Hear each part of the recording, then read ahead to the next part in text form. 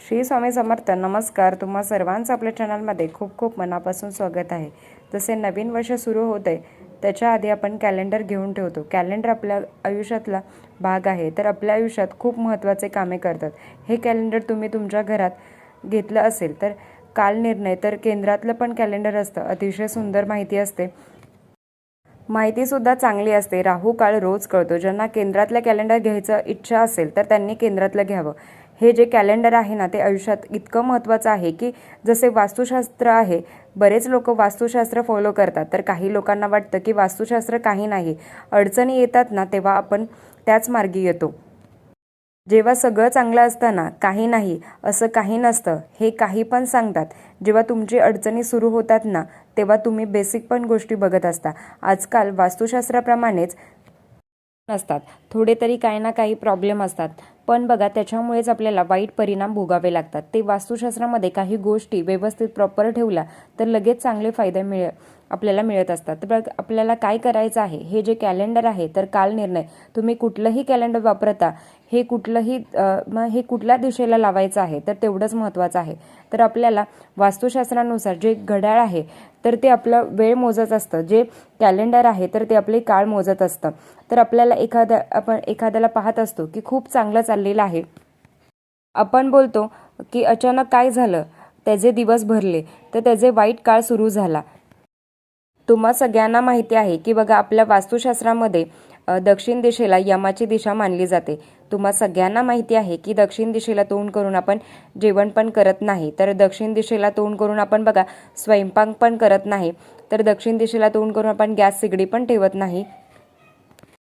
कारण बघा, तिथले लोक राक्षसासारखे खात राहतात. दक्षिण तोंड करून आपण जेवण करत नाही. यमाची दिशा मानली जाते, मृत्यू व्यक्तींची दिशा मानली जाते. आपल्या घरात आता चेक करा की घड्याळ आहे तर ते कुठल्या दिशेला आहे, कॅलेंडर कुठल्या दिशेला ठेवणार आहात. सगळ्यात महत्त्वाचं, घरामध्ये कॅलेंडर कुठे पण ठेवा, किचनमध्ये, हॉलमध्ये, बेडमध्ये, पण तुम्ही कुठे पण ठेवा. पण बघा, दक्षिण दिशेच्या भिंतीकडे कॅलेंडर नसावे. आपलं घड्याळ आहे ते पण दक्षिण दिशेला ठेवायचं नाही. कारण बघा, सांगते, दक्षिण दिशेला ही यमाची दिशा मानली जाते. ज्या घरात दक्षिण दिशेला कॅलेंडर किंवा बघा घड्याळ, त्या घरात काळ मोजला जातो. म्हणजे काय, तर काही वाईट वेळ यायला सुरुवात होते. तुम्ही जर रेंटच्या घरात असल्यामुळे जास्त खिळे ठोकत नाही, किंवा स्वतःच्या घरात असल्यामुळे पण तुम्ही जरी कुठल्या जरी घरात राहत असाल तर बघा, दक्षिण दिशेच्या भिंतीला कॅलेंडर लावायचं नाही. मग तुम्ही कुठे लावायचं, तर कॅलेंडर हे वास्तुशास्त्रामध्ये तुम्हाला उत्तर दिशेला कुबेराची दिशा मानली जाते. तर उत्तर दिशेच्या भिंतीला तुम्हाला कॅलेंडर लावायचं आहे. तुम्ही घड्याळ पण लावू शकता. बघा, असं म्हटलं जातं की उत्तर प्रगती होईल, उत्तर वेळ येईल, चांगला काळ येईल तुमचा. तर म्हणून उत्तर दिशेच्या भिंतीला कॅलेंडर लावायचं आहे. किंवा बघा, पूर्वेकडे तुम्हाला पूर्वेच्या भिंतीला पण तुम्हाला लावलं तरी चालतं. तर पूर्वेच्या भिंतीला किंवा उत्तरेच्या दिशेला भिंतीला, या दोन्ही ठिकाणी तुम्हाला कॅलेंडर लावायचं आहे. दक्षिण दिशेला भिंतीला तुम्हाला बघा कॅलेंडर लावायचं नाही आहे, घड्याळ लावायचं नाही. जसे तुम्हाला सांगितलं की आपले वाईट काळ मोजला जातो, तर घरात आजारपण येते, बऱ्याच वाईट गोष्टी घडत राहतात, कटकटी होत राहतात. जे काही लोक वास्तुशास्त्र पाळतात त्याच लोकांनी करावं, जे नाही पाळत तर त्यांनी कुठे पण लावावं. तर बघा, मला माहिती आहे तुम्ही सगळेजण माझं ऐकणार आहे. मला माहिती आहे की तुम्ही सगळेजण माझं ऐकणार आहे. मी तुम्हाला कधी चुकीचं सांगणार नाही. तुमच्या घरात कुठे ठेवलं असेल तर ते बघा, पटकन काढावं आणि उत्तर दिशेच्या भिंतीला लावायचं आहे. तर केंद्रातलं कॅलेंडरमध्ये बघा, खूप छान माहिती असते, तर व्यवस्थित काळ वगैरे असतो. तर तुम्हाला केंद्रातलं वापरायचं नसेल तर तुम्ही कुठलं जरी वापरू शकता, पण दिशा तुम्हाला व्यवस्थित लावायची आहे. तर बघा, पतसंस्थेचं कॅलेंडर असतं, राजकारणाचं कॅलेंडर असतं, तर कामातलं कॅलेंडर असतं, खूप कॅलेंडर असतात. तर अशा कॅलेंडरचं करायचं काय, तर बघा 2024च्या कॅलेंडरचं करावं काय, तर बघा, स्वामींचं म्हणजे केंद्रातलं जर कॅलेंडर असेल तर ते कॅलेंडर कसं कचऱ्यात टाकणार, तर वर्षातून एकच असतं. 100 कपडे बघा जपून ठेवतो आणि एक कॅलेंडर जपून ठेवू शकणार नाही का, तर बऱ्याच वेळा लोक बघा डस्टबिनमध्ये टाकतात. तर महालक्ष्मीचं कॅलेंडर घेतात, तर ते तुम्ही कसं डस्टबिनमध्ये टाकणार.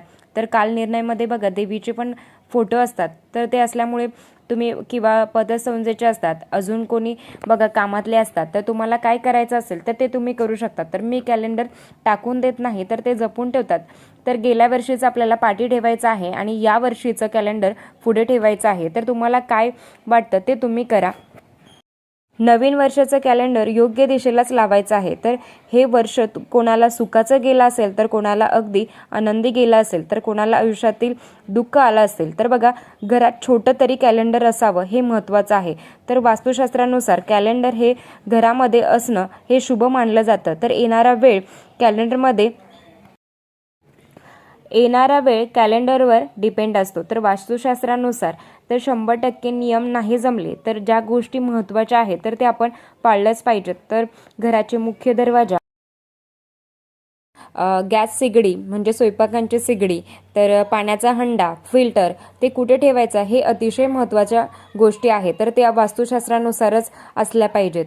तर तुमचं छोटं घर असो किंवा घर मोठं असो तरी आपल्याला हे नियम पाळलेच पाहिजेत. तर आजचा व्हिडिओ इथेच थांबवते. आवडला असेल तर लाईक, शेअर, सबस्क्राईब. धन्यवाद. श्री स्वामी समर्थ.